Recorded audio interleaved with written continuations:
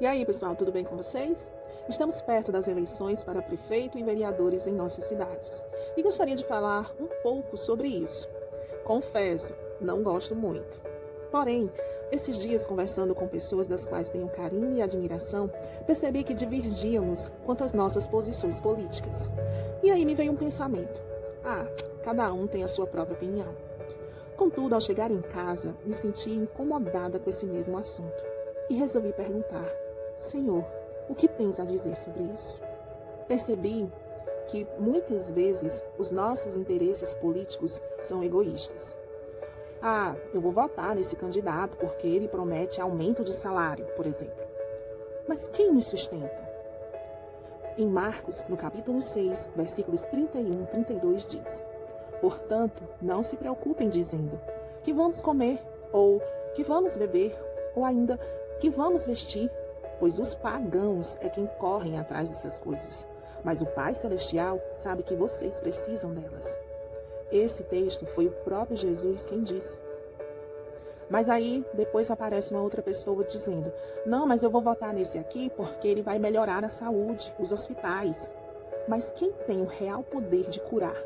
Marcos, capítulo 5, dos versículos 25 ao 34, diz: E estava ali certa mulher que havia 12 anos vinha sofrendo de hemorragia. Ela padecera muito sob o cuidado de vários médicos e gastara tudo o que tinha, mas em vez de melhorar, piorava. Quando ouviu falar de Jesus, chegou por trás dele, no meio da multidão, e tocou em seu manto, porque pensava: se eu tão somente tocar em seu manto, ficarei curada. Imediatamente cessou sua hemorragia e ela sentiu em seu corpo que estava livre do seu sofrimento. No mesmo instante, Jesus percebeu que dele havia saído poder. Virou-se para a multidão e perguntou: quem tocou em meu manto? Responderam seus discípulos: vês a multidão aglomerada ao teu redor e ainda perguntas: quem tocou em mim? Mas Jesus continuou olhando ao seu redor para ver quem tinha feito aquilo. Então a mulher, sabendo o que lhe tinha acontecido, aproximou-se, prostrou-se aos seus pés e, tremendo de medo, contou-lhe toda a verdade. Então lhe disse: filha, a sua fé a curou, vá em paz e fique livre do seu sofrimento. Mas há os que ainda dizem: olha, não, eu vou votar nesse outro candidato porque ele prometeu segurança. Mas quem nos guarda e nos protege? Em Salmos 127, versículo 1 diz: se não é o Senhor que vigia a cidade, será inútil a sentinela montar guarda.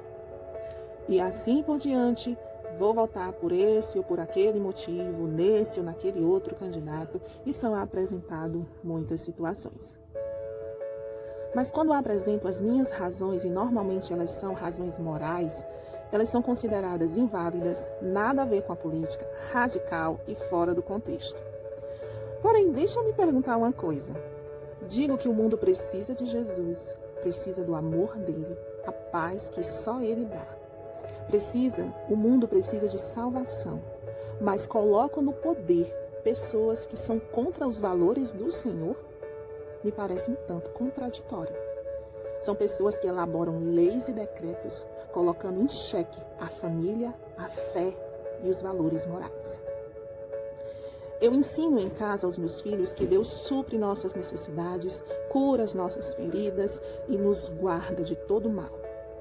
Mas aí eu posso depositar também a confiança em políticos que muitas vezes não cumprem com o que prometem e ainda perseguem a minha família por confiar na Bíblia e em Deus dela? Gente, eu penso, vamos pensar bem em quem colocaremos no poder, pois até isso podemos prestar contas ao Senhor no grande dia. Se Ele perguntar: você não confiou em mim para lhe suprir as necessidades, mas confiou em quem era contra a minha palavra, por quê? Não se deixem enganar. O fim dos tempos será como nos dias de Noé. O Senhor viu que a perversidade do homem tinha aumentado na terra e que toda a inclinação dos pensamentos do seu coração era sempre e somente para o mal. Então o Senhor arrependeu-se de ter feito o homem sobre a terra e isso cortou-lhe o coração. O declínio moral está aí para todos verem. Tenho agora a oportunidade de escolher as autoridades que vão nos governar. E mesmo assim, vou colocar pessoas no poder, onde podem me perseguir por não aceitar os ensinamentos dessa geração corrupta e perversa?